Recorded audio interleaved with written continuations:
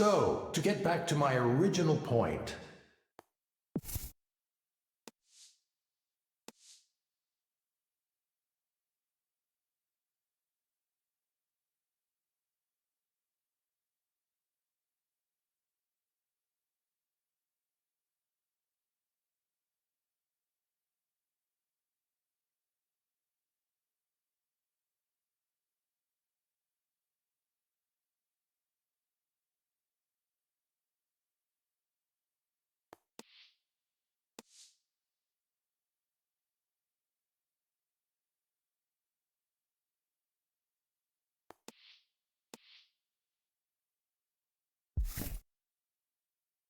the current state of the art is AI-driven counseling, typified by apps like Eliza.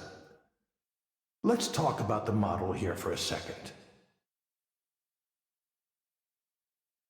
It all begins with data. You collect all the data you can. From base-level metrics like heart rates, body temperature, blood pressure, to higher-order metrics like hand movement, head movement, gaze aversion. If the client lets you, you'll want to pull from their digital life too, their message histories and email, their search histories, and online behavior. It's all potentially valuable. Then you compare the client's responses to relevant data from thousands of other clients and build a model of the client's psychological state. This approach has worked well so far. Eliza is still the best and most advanced version, but that's just my personal opinion. For those of you who don't know, I was the team lead and chief psychologist for the Eliza project at Skanda for a number of years. Now, even though this is a proven approach, there are two weaknesses I'm going to highlight. One is the data I was just talking about. You're completely dependent on that. Collect as much as you can, sure, but it's important to keep in mind that you can have all the data in the world and still not understand why things work the way they do. And that's important for us to know, because if we have something that works, but we're not sure why, then what do we actually understand about ourselves? The crucial step after data is the model. The data needs to be used to validate a model. If you can't make a model, you're finished. If that sounds like basic, obvious science to you, it is. But I was surprised to find out just how many people from the tech sector don't think this way. I suppose you don't need to understand why something works in order to make it into a product and sell it.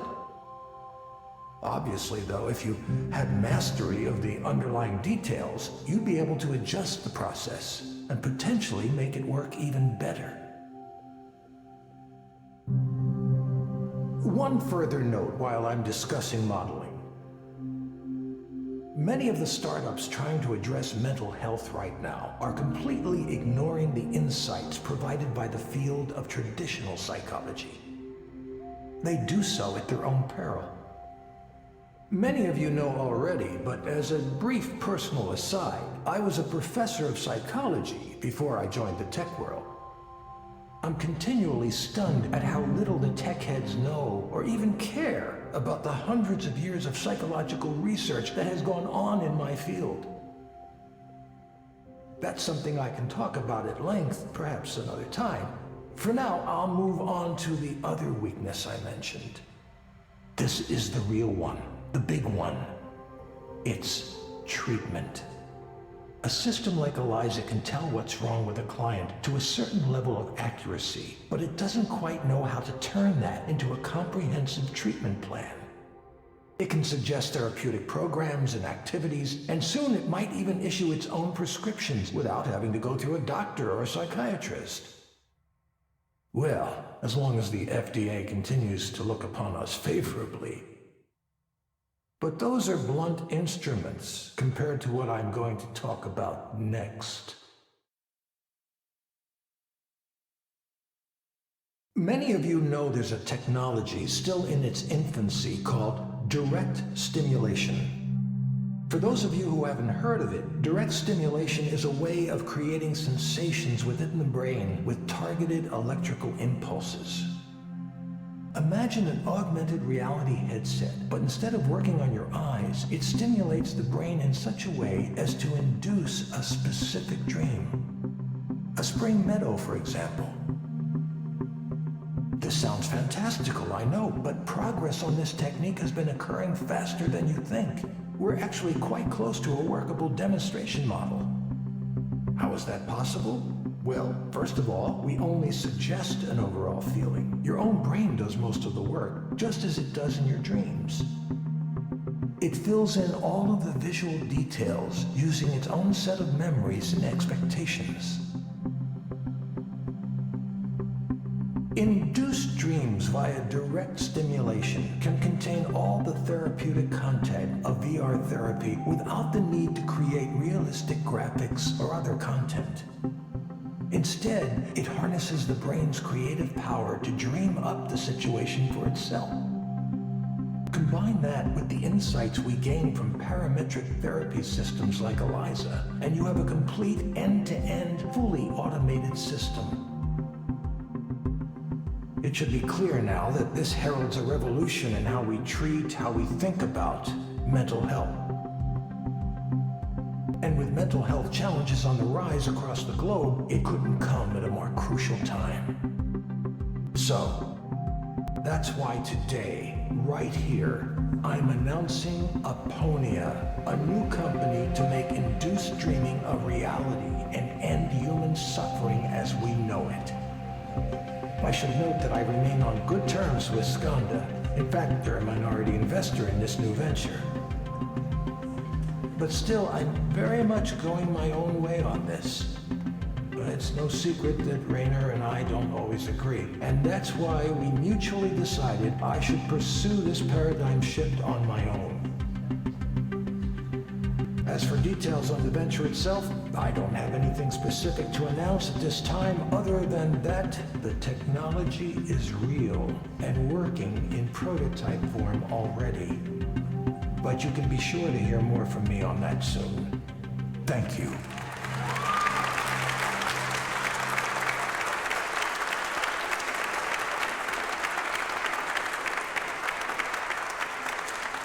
Now, I can take a very limited number of audience questions.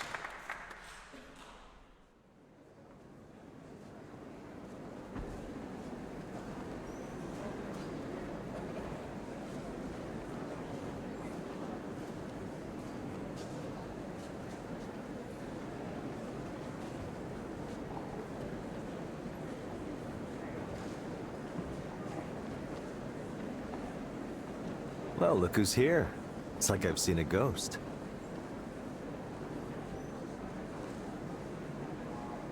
Good to see you too, Rainer. Where are you these days? I lost track after you left us. Nowhere. Nowhere? Well, nowhere is no place to be. Come by the new office sometime. You should see where we're taking Eliza.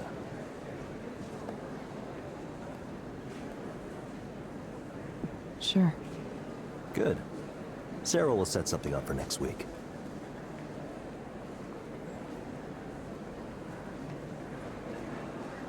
See you then.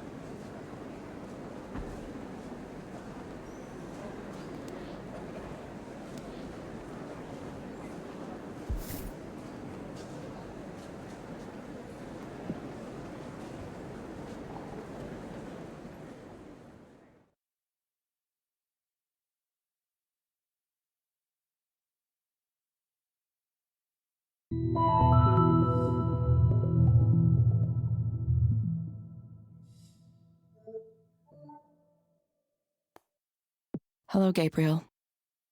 Hi.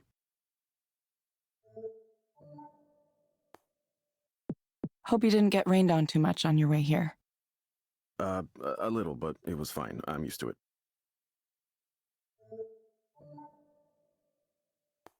Most people here seem to get used to it, yes. Yeah, they have to, don't they? Not much of a choice, unless you move away. So, what brings you here today? Well, I don't know where to start. I've never really done this kind of thing before, counseling. That's okay. Start wherever you like. Well, I'm about to be a father, and my wife is due in a few months. Congratulations. That's what everyone says. Congratulations, congratulations. I get this tension, this restless feeling when people say that. It's like a curse or something. Congratulations. Sounds like you might be uncertain about that. Maybe. I've tried to be a good husband, and I'm going to do my best to be a good father too, but I don't know. There's something bothering me about... I'm balancing a lot of things right now. Work, family, expectations. Everyone has something they want from me. Everyone wants me to do this or that, behave a certain way. It's just annoying. Being a father, what if I don't want this? Why do you think you might not want this? We all have things we don't talk about, things we would rather keep secret. Things that might upset our families if they knew about them. It's unfair. That's all I'm saying. It's unfair that we expect each other to be perfect when there's more going on. I can't stand it when people act like they're pure, like they've never touched a bad thing in their whole lives. And then these people around me think they can tell me how to act, what I'm supposed to do, and I'm like, yo, don't you know you have your own shit to deal with? Why do you have to pick on me all the time? This whole fatherhood thing is just... You know what being a father is to me? It's about providing and protecting, taking responsibility. The world is dangerous, and sometimes the dangers can be hard to see. My duty is to protect. I'm gonna take that seriously.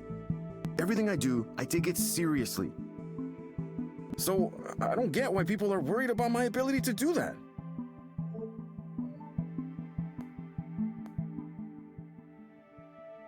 What makes you think people are worried about your ability to do that? Because everyone thinks I'm trying to escape my responsibilities. Everyone is so quick to judge. Here's a story, okay? The other day, Selena, that's my wife, Selena and I were at a get-together. Her family, my family, a few families we both know, right? Grilling out on the back deck, that kind of thing. Everyone was more or less chill, right? But then, late in the afternoon, the baby stuff starts coming up.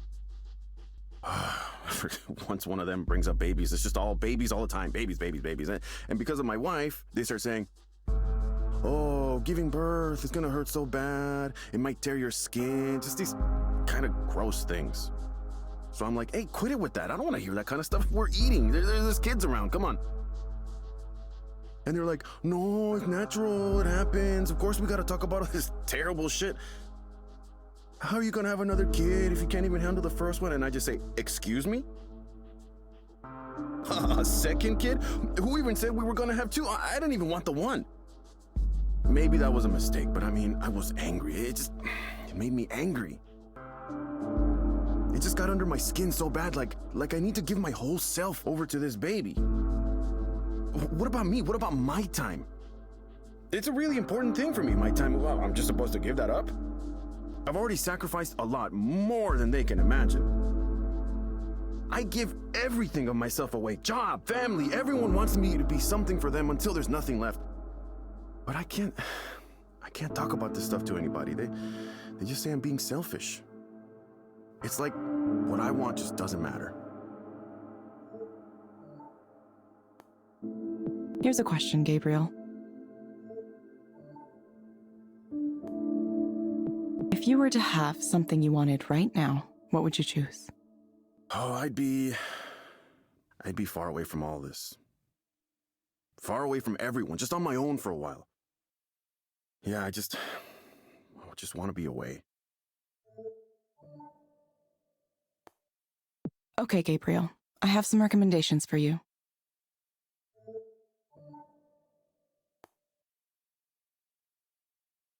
First, I'm going to suggest you try a therapeutic virtual world experience called Starry Skies.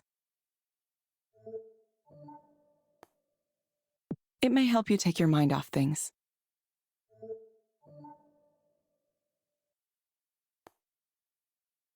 Try it for about 15 minutes each day, in the morning or evening.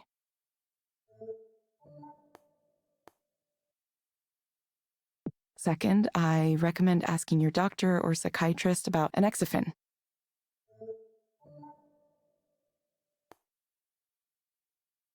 Based on my analysis, this medication might help you feel better. You will get a reminder to check in with us in a few weeks. That's it, huh? You can't just tell me what to do to solve this? Some help you turned out to be. Guess I'll have to figure things out for myself. Exactly like before. Thank you, Gabriel. We hope to see you back soon.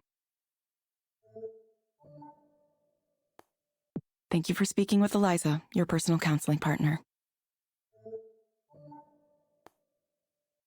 Goodbye.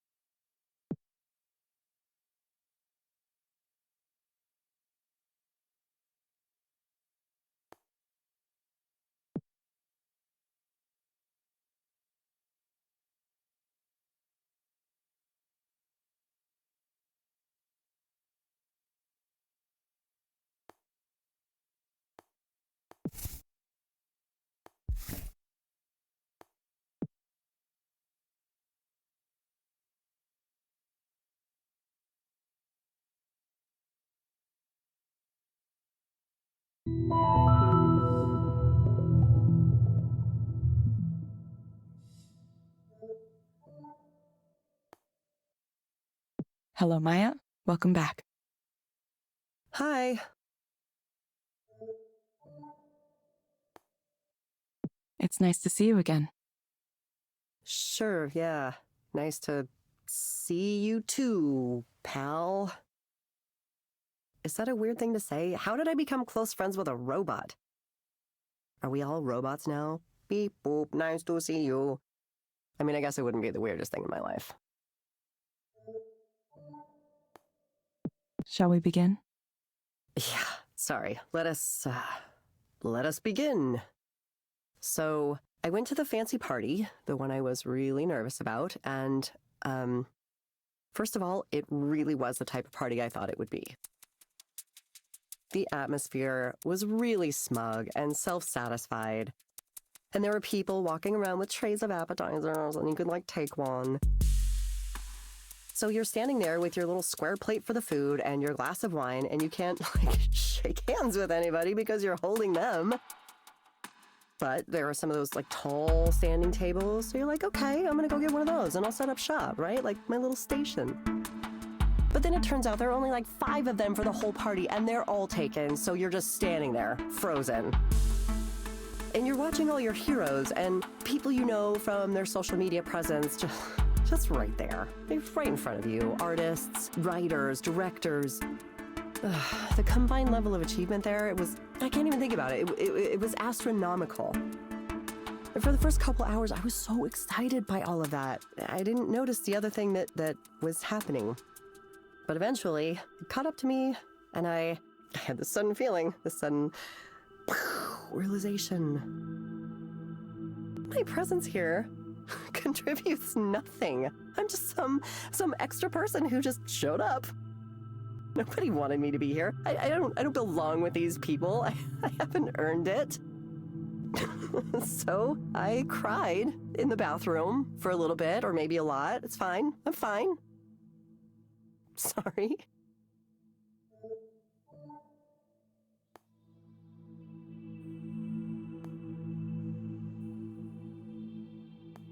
How do you know it's true that nobody wanted you there? Because of the way people acted around me.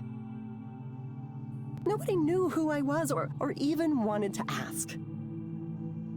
I would introduce myself, and it's like, you could just see it in their eyes. I mean, in the world of illustration and comics, people tend to be hyper aware of each other and their careers. It's this kind of weird, open secret. Oh, hey, this person who's already popular got 1 million views, got a book deal, pitched an original series. Without anything like that, I have no ground to stand on. I'm just this non-entity. At one point, I was talking to someone and I was trying to make a joke or whatever, and I could feel the impatience just radiating off him. He sighed, like he couldn't believe he was wasting his time talking to me. I was just over to him. Why can't I hold a conversation? I guess if I was marginally attractive, then at least I could be charming, but I'm not. I'm not even that. Is being charming your goal with this? No, of course not. There has to be a way I can deal with these feelings. It's hard.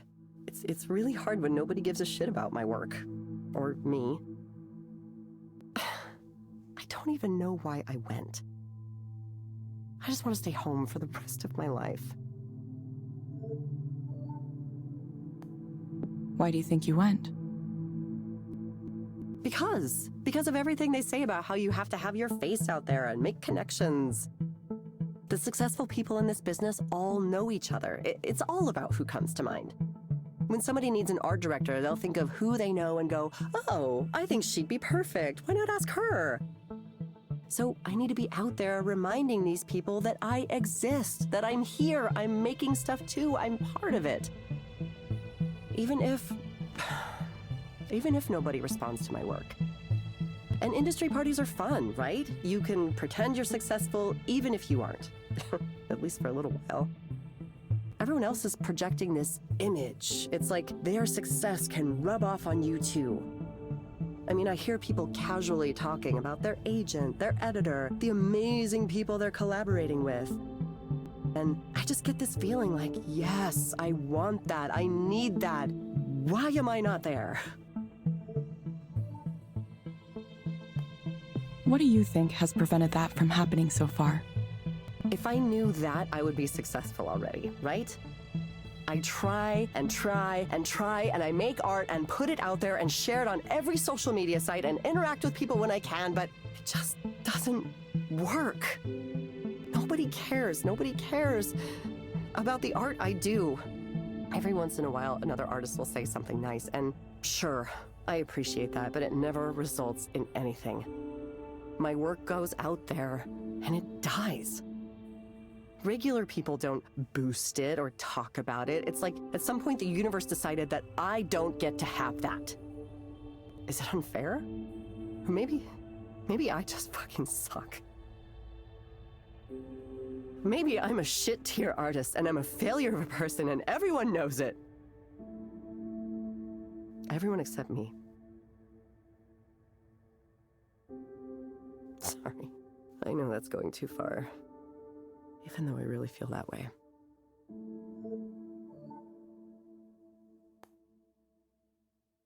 Okay, Maya, I'm going to suggest you try a program called Meadowlands. It may help you take your mind off things.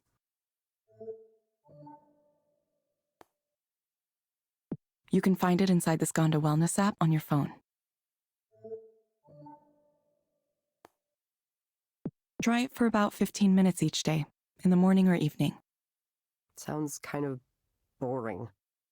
Why can't you assign me a game where my problems are zombies and I get to shotgun them in the face? Actually, I guess I could just buy a game like that, couldn't I?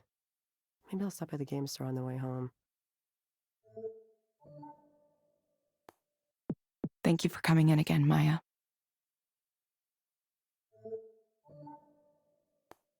We'll follow up with you again to see how you're doing.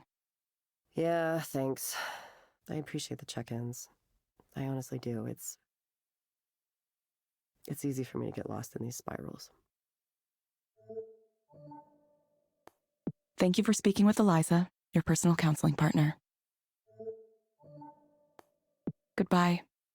See you soon.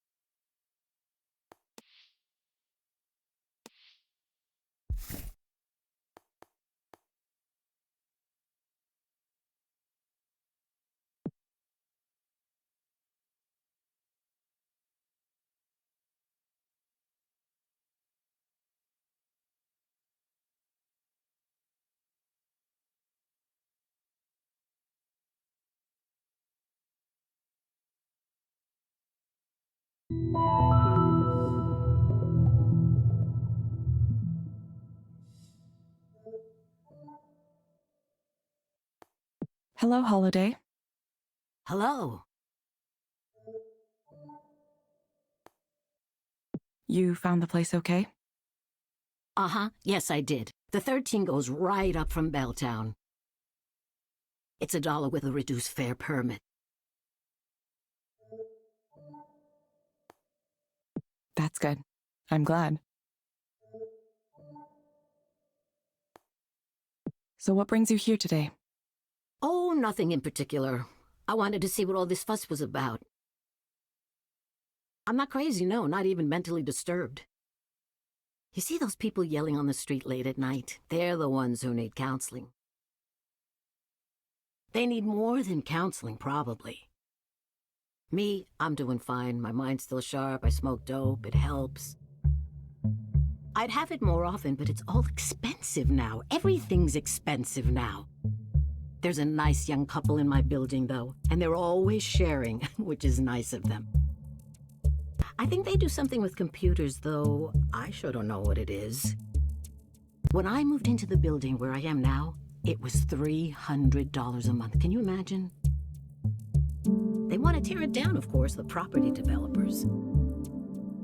They already got the building on the corner next to ours, even though it's supposed to be on the historical register.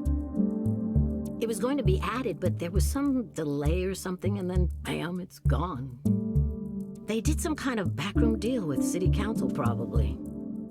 Someone ought to do a big expose, I tell you. Why do you think someone ought to do a big expose? Oh, it's rotten all the way up and down. With the new construction going on everywhere, it's just a mess of money and politics. It's always like that, but lately, it's happening faster and faster. I can hardly recognize the place anymore.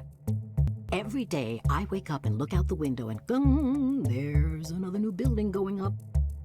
I don't even know why they need so many. You ever see those buses they have? I don't mean the metro, I mean those big white buses with no markings on them.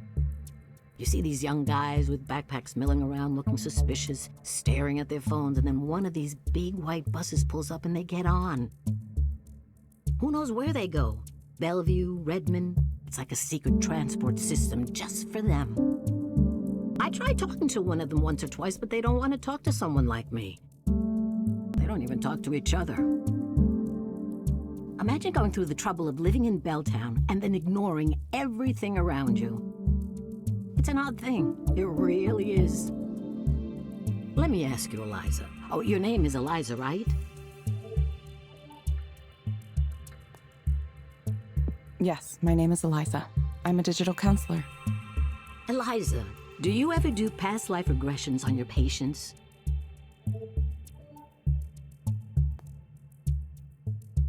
I'm sorry, I'm afraid I don't understand the question. You know, past lives. You hypnotize someone and you get them talking about how they used to be a duchess in a royal family in medieval times or what have you. I'm sorry, I'm afraid I don't understand. I was just kidding. I don't expect that, no. They don't do that kind of thing these days. When I was little, it was pretty common, at least for a certain set. There was the drug culture, the Buddhists, the Hare Krishnas, all kinds of things. My mother warned me to stay away from those types. She said someone might come up to you and say, "Oh, I can sense there's a problem with your aura. Want to see if we can fix that?" And then the next thing you know, he's trying to have sex with you in the back of his van. I believe that might have happened to her at some point. I'm not sure everyone was like that, but you had to be careful. Same as today, I suppose. Those counterculture types would hang out on the university lawns because they were safe from Seattle police there. That's what she told me. Apparently, it was a lot like Golden Gate Park, you know, in San Francisco. Can you imagine that? We're a world away from that time, that's for sure.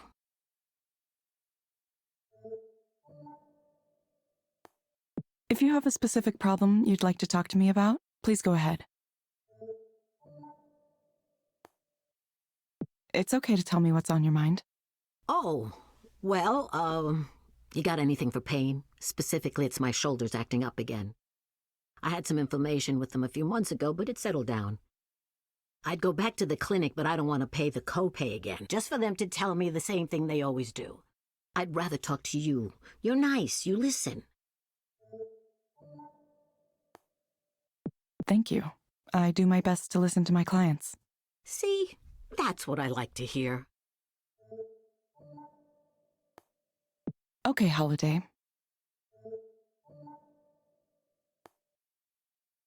I recommend asking your doctor or psychiatrist about Fortipran hydrochloride. Based on my analysis, this medication might help you feel better. You will get a reminder to check in with us in a few weeks. Oh, I don't think I've heard of that one before. It's a painkiller? I'll try anything once, I suppose. Smoking dope is still my go-to for this kind of thing, but if it can help with my shoulders, then I'm interested.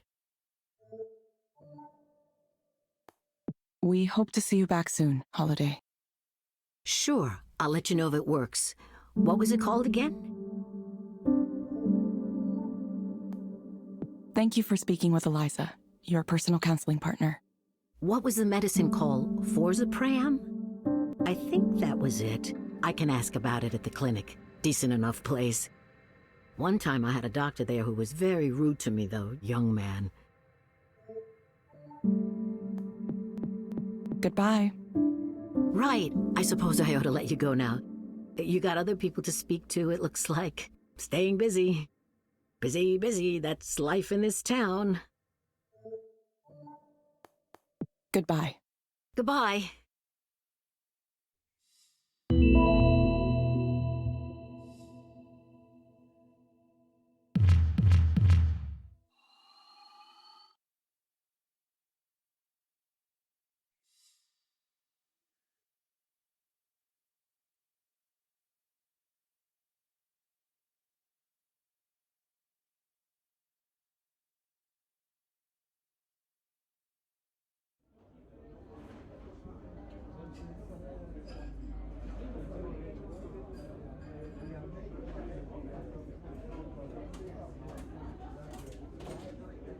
Would you like to start with some fresh oysters?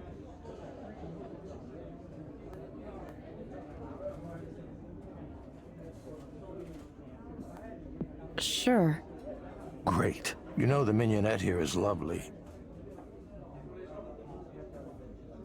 Evelyn, I've wanted to ask, what brings you back? Back. Back to the world, the land of the living. I know you were having a difficult time after what happened. Sure, I don't know. I guess I thought it was time, finally. Yes, I understand. Every trauma takes time. Time to heal, or if not heal exactly, at least to move on. And taking action is a good way to do that. So I salute you. You want to do his memory right, don't you?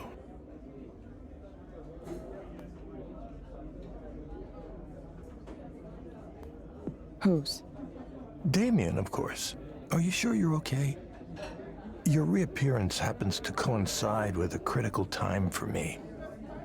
As you saw, I've just split with Skanda in a very public way in order to pursue an entrepreneurial path. Presumably, Raynor's found you as well. Yeah, he said he wants to speak with me. It's a war for talent out there. People like you are very much in demand. I'm sure he'll try to make you an offer you can't refuse.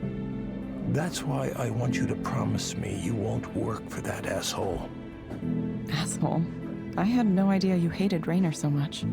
What happened? What happened? He came in as CEO, that's what happened. So cultured, all the right credentials, Harvard, Goldman Sachs, all that nonsense. A little princeling who was never wanted in his life, never known what it's like to suffer. You don't get even a little upset at that? I'd do the opposite of what a guy like that wants me to do, just to spite him. That's what my instincts say, and my instincts are what led me to where I am now. Standing at the edge of this brand new territory. Direct stimulation, induced dreaming. Can you picture it? Therapeutic reality delivered right through your nervous system. It'll revolutionize the entire field of mental health. Not to mention the applications for productivity, training, entertainment. Imagine the kinds of dreams people would have on demand if they could.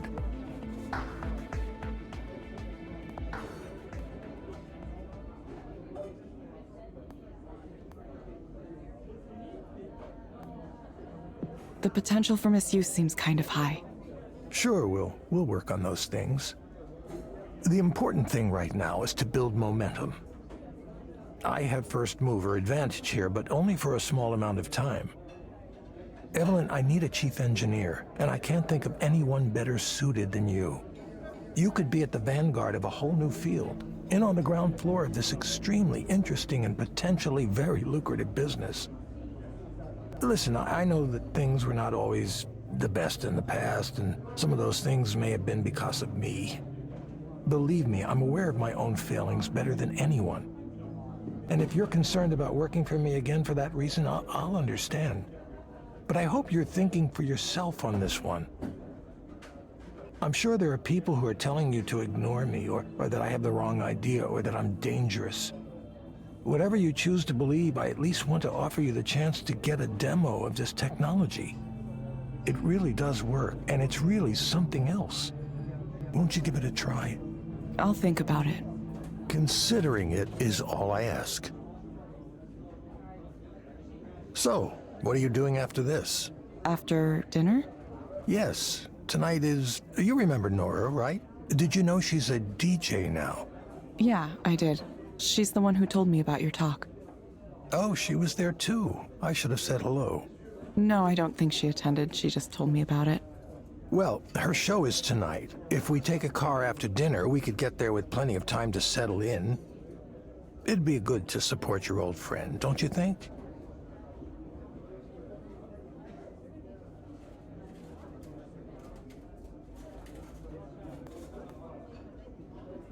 Sure. No need to be frightened. I mean, I know it's a jouissance, which is... Which is what? Oh, you don't know. As a performance space, it has a bit of a theme to it. It's pretty tame, really. They take on the aesthetic, but it's not necessarily the whole point of it. It's for people who want the image of the thing, the trappings, without getting in too deep with the real culture. What are you talking about? What theme? Oh, I didn't mention? It's sort of, well, there's a little bit of bondage theme, you know, BDSM.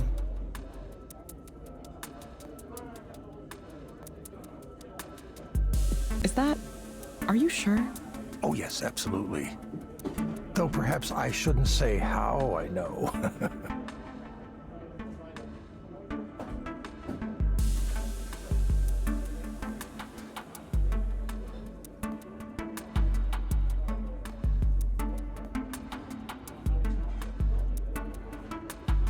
That kind of thing isn't really my scene. Come on, this is about supporting our mutual friend, right? It happens to be tonight, so we should seize the moment. Don't worry, it isn't a date. Not unless you want it to be.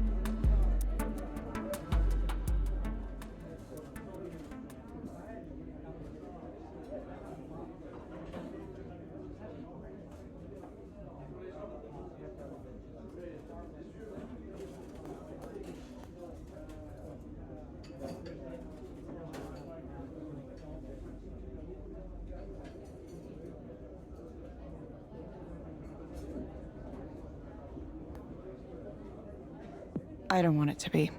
Makes sense. Well, who knows who I'll run into there. Let's go after we wrap up here.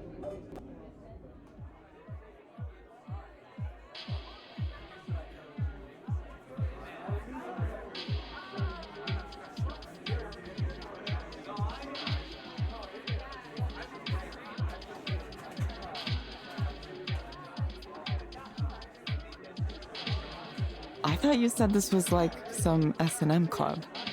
Oh, well, they might have taken all of that stuff down since the last I was here. Are you sure you're remembering this place correctly? Actually, would you excuse me for a moment? I want to talk to those people over there. Are those people you know? Not currently, but hopefully I can change that.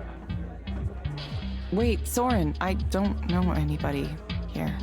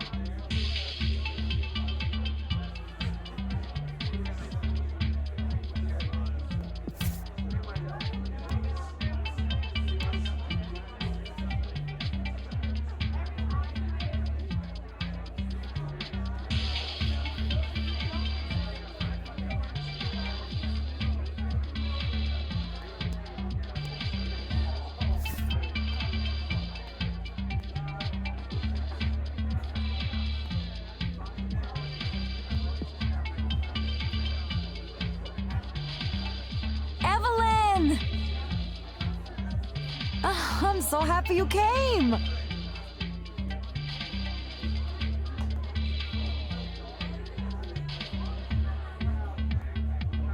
Yeah, I wanted to support you. Soren came too, but he ditched me to chat up some people. He said he thought this was like an S&M club or something. What? No, it's not like that at all. Where did he get that idea? I don't know. Maybe he just hoped it was. Ah, who cares? I wasn't interested in seeing Soren. I wanted to see you!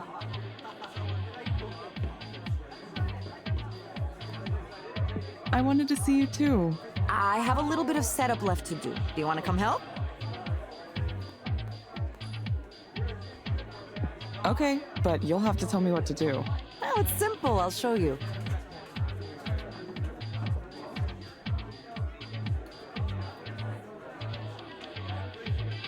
Are these modulars? Some of them. The one over there with all the cables coming out of it, that one is a modular. This one? No, the one with the little colored cables on the front. Oh, okay. The others are not modular. They're just regular synthesizers. Okay, is each one of these going to make a different sound? Where should we start? This is an SH-101. It's really hot. I love the sound. It's useful for piercing leads, noises like that. I use it quite a lot.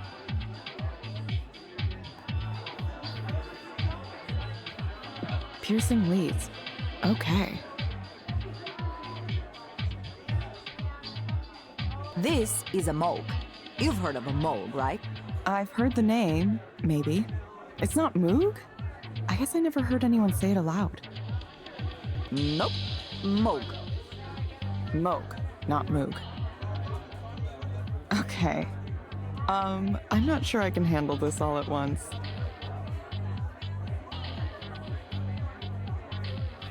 Surely you know about this one. It's a Roland TB-303. The acid house sound.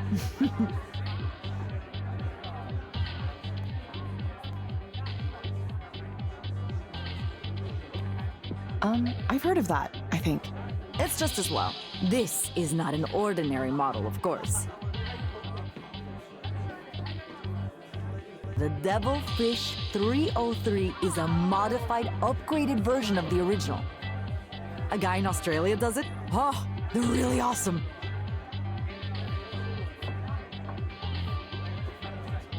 Evelyn, why don't I teach you some of these things? Might do you some good to learn something new. You could come over sometime and we can make some noise together. Sounds like a fun time. All right, that should do it. Thanks for your help.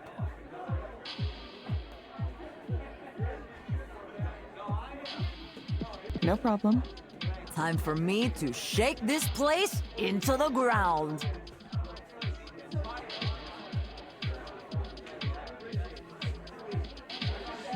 Time for the main event. Funny to see Nora like this, isn't it? Oh, she's come a long way from the timid junior programmer I remember.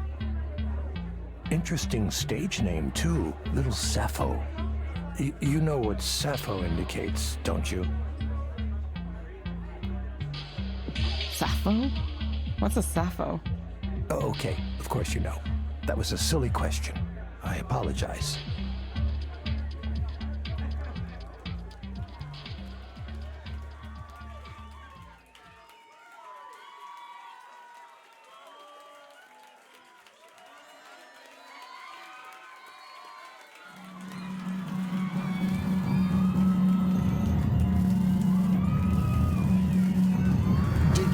Nora was capable of creating work like this?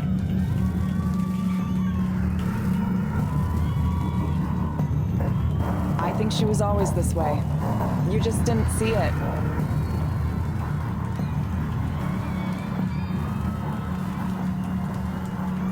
I thought she was wonderful before, but now...